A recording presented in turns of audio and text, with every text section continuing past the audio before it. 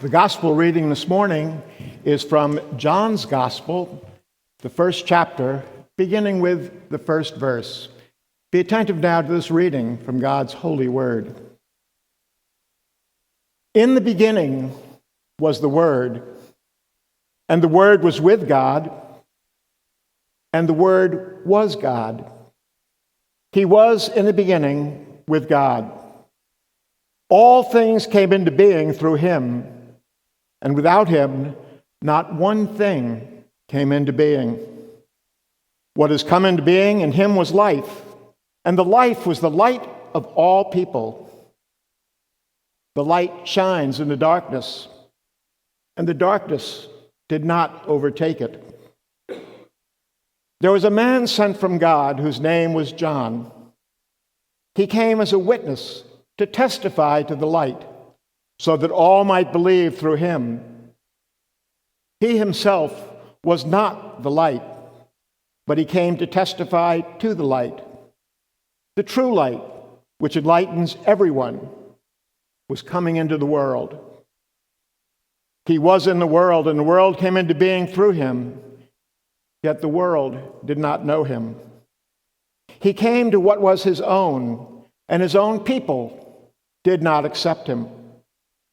But to all who received him, who believed in his name, he gave power to become children of God, who were born not of blood, or of the will of the flesh, or of the will of man, but of God. And the Word became flesh and lived among us, and we have seen his glory, the glory as of the Father's only Son, full of grace and truth. The word of God for the people of God. Thanks be to God. In a moment, the choir is going to sing for you a beautiful anthem titled, "I Wonder as I Wander."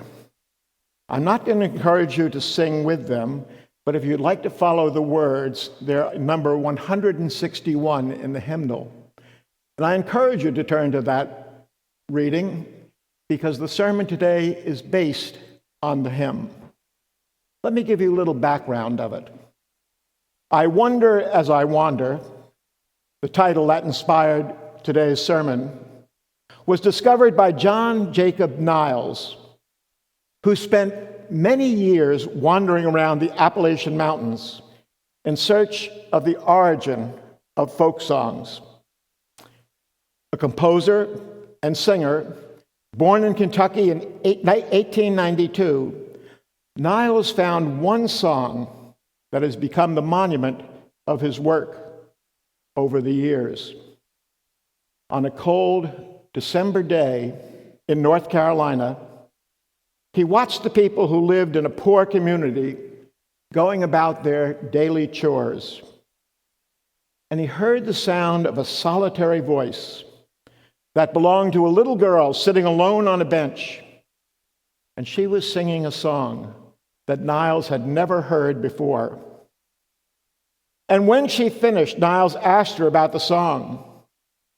And she told him that her mother had taught it to her, just like her grandmother had taught it to her mother before her.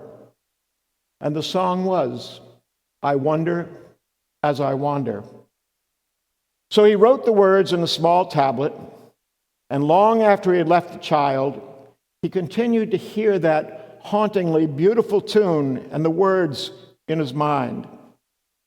They were so deeply spiritual, thoughtful, but profoundly contained the joy and the wonder of Christmas. And when Niles introduced the song just before the beginning of World War II, he awed people with his discovery. And until his death in 1980, Niles continued to search for the source of this carol.